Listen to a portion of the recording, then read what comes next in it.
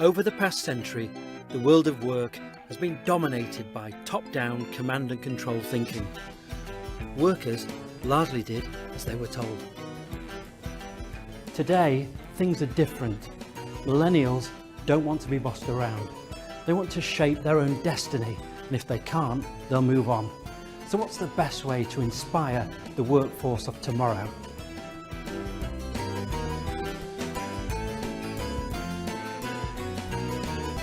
Trust and openness are qualities that attract millennials, but bringing these values to the modern office or factory is not easy, particularly for some old-school business leaders.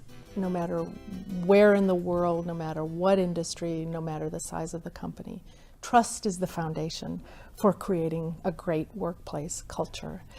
Being trustworthy, it means leaders and CEOs who tell the truth, who don't equivocate, who are approachable. And for some in the baby boomer generation who, as I, learned how to lead in the militaristic, hierarchical, knowledge is power, we operate on a need-to-know basis and I'll tell you what you need to know, this high level of transparency, this high level of accessibility doesn't come naturally or easily. And that's why it's hard for some, because it's not how we were socialized into the world of leadership. More and more bosses are recognising that they need to modernise their corporate cultures and throw off the shackles of the past. We had something called a corporate day where people were forced to wear suits and ties for one day. They had to turn up at 9, they had to call everybody by the name Mr. and Mrs. and they weren't allowed to look at their social media pages or make personal phone calls. And we just wanted, for one day at Virgin to give people a taste of what, a lot of the world is still run like, and it was a horrible experience for everybody. So I hope that one day most companies will be pleasant places to come into work. People will be able to, if they want to wear a suit, they can wear a suit. If they want to, dress down, they can dress down. If they want to work from home, they should be able to work from home.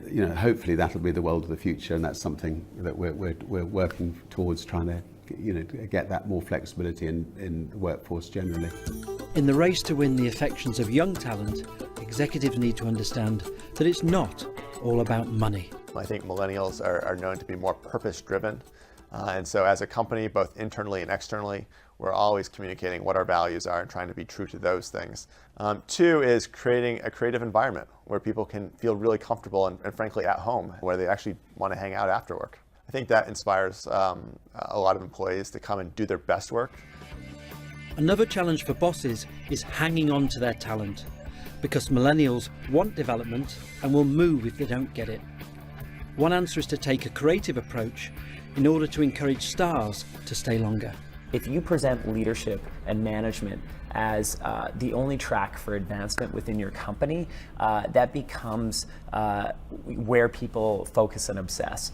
I love everybody in the company being a leader, but we want to acknowledge people in the company that are amazing contributors that don't necessarily have to be managers. If you take a person that's maybe an amazing engineer and maybe a terrible manager, but they're an amazing engineer. So how can we help this person progress through their career as an amazing engineer, instead of trying to, if they see the only track is to become a leader or a manager, trying to ram them into a, round peg into a square hole.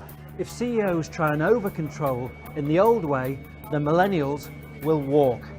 But if you can harness their ideas, passion and energy, then that can power the future success of the company.